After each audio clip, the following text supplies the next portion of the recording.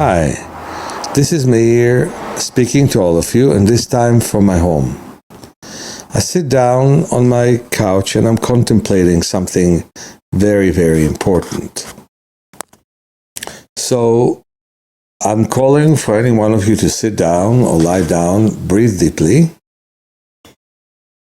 For 3 or 4 breaths, count 4 as you inhale and 7 as you exhale.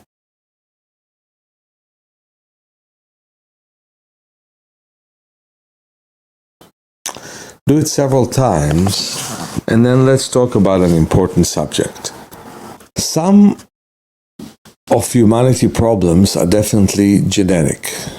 We do have genes that can cause us massive amount of problems, and I'm happy we discovered that, because in the past people used to call those problems curses, but they're not. They're simply things that we're born with. Like, for example, muscular dystrophy. All of muscular dystrophy illnesses, and especially the worst kinds, we were born with. We also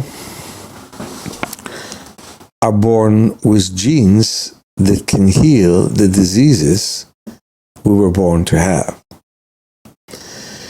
And here comes a very important issue. Doctors always look for an excuse to give drugs. There are times the drugs work, and there are times that they work permanently. For example, insulin for diabetes. And there are times the drugs work temporarily, like Lorenzo's oil, where things work great and then they don't.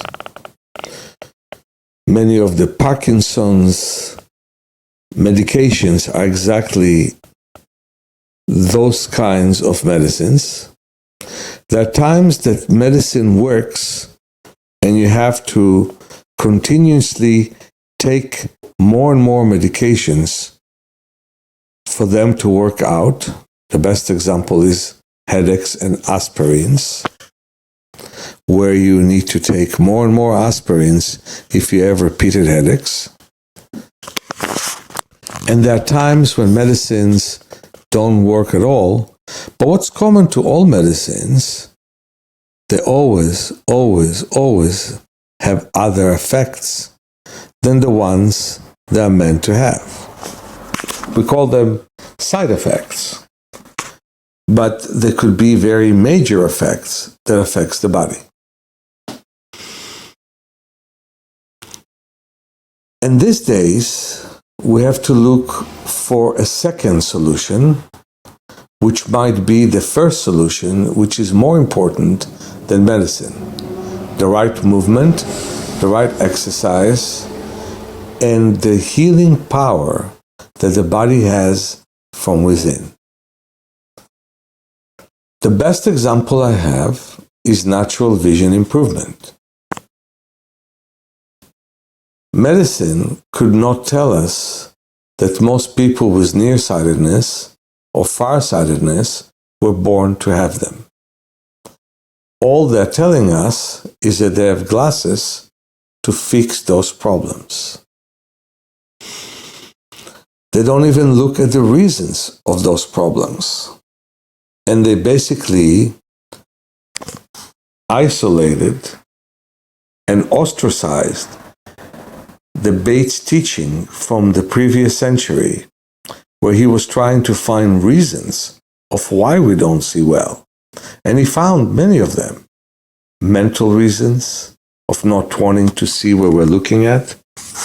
Physical reasons of straining to look. And I found many more reasons. And there are solutions to our problems. For example, if we overuse the computer, it could cause eye problems. Doesn't always, but it could. So looking at a distance, in many cases, ahead of the time that we use the computer could prevent eye problems. So what we need is to be emotionally ready to improve our vision. Often, as we do that, we find that we have some mental obstruction to that improvement because we work on the depth of our attention. But we can do it. So that's why I feel so strongly about my teaching. I look for the right exercise for muscular dystrophy. I look for the right exercise for Parkinson, like loosening the stiffness that comes with Parkinson, and like breathing deeply and finding a way to shake a bit less. I'm looking for the solution of eye problems, like resting the eyes, like looking at a distance, like opening our periphery.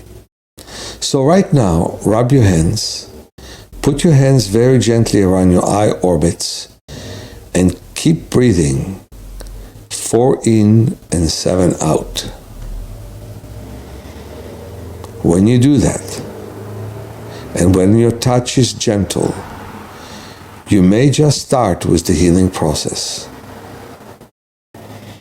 And that's what I'm teaching, the healing process of the body, using the good genes to overpower the ones that don't let us develop, working hard to bring in the body's resources, and being happy with small steps that moves us forward to a great success.